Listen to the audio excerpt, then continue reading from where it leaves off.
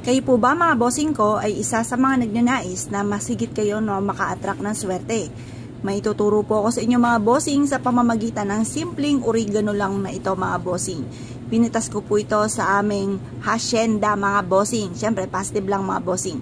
Ngayon po mga bossing, ito po yung isa sa mga pinakamaganda na dapat meron po tayo. Alam niyo po ba mga bossing ko, pag ako ay nag-uutos, halimbawa kay ate, magluluto po siya, sabihin ko po kay Ate Bek, kumuha ka sa ating hacienda ng malunggay. Pero charot lang yon. Ibig sabihin lang po nun, kukuha lang yan dyan sa may gilid-gilid po namin or kaya ay manghihingi sa mga tabi-tabi. Yan, salitain lang po yan mga bossing. Pero syempre, magaganda ang dapat nating sabihin para ito ay maganap. Kaya kailangan magaganda mga bossing. Ito ay kinuha ko sa aming hacienda mga bossing.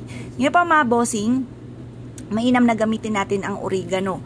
Ang oregano ay isa sa mga subok na for healing. Bukod sa for healing, may kakayahan din ito na mag-attract ng swerte lalo na sa pera.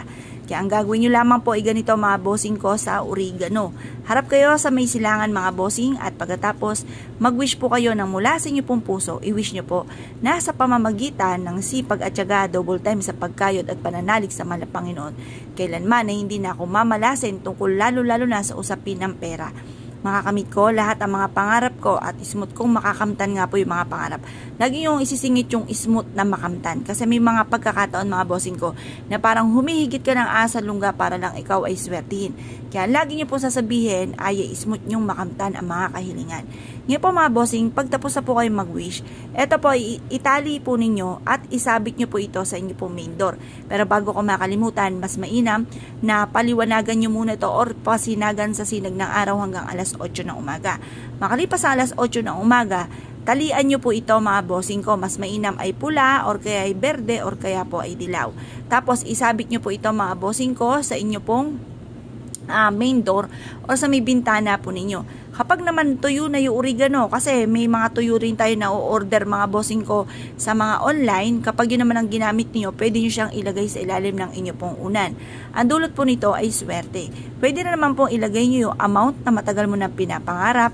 Pasinagan ito sa sinag ng araw at ito po mga bossing ko ay may kakayahan na magpatupad ko ano man yung kahilingan po ninyo. Tapos tupiin nyo po ito at isiksik sa inyo pong pitaka. Ang dulot po nito ay napakaswerte. Ngayon po mga bossing, kung kayo pinaniniwala at tayo po itong gawin, i-mindset nyo na kayo magiging matagumpay at lahat ng mga pangarap po ninyo ay matutupad. Proven po ito na napakaswerte basta't may 100% kang paniniwala sa mga ganitong mga pamamaraan. Ngayon pa mga bossing, kailangan kapag meron kang ganito at bagong gawa ka pa lamang, hindi pa dumarating yung swerte, tahimik ka na lamang. Huwag nyo na munang ipapakita or ipagsasabi ang inyo pong mga ginawa.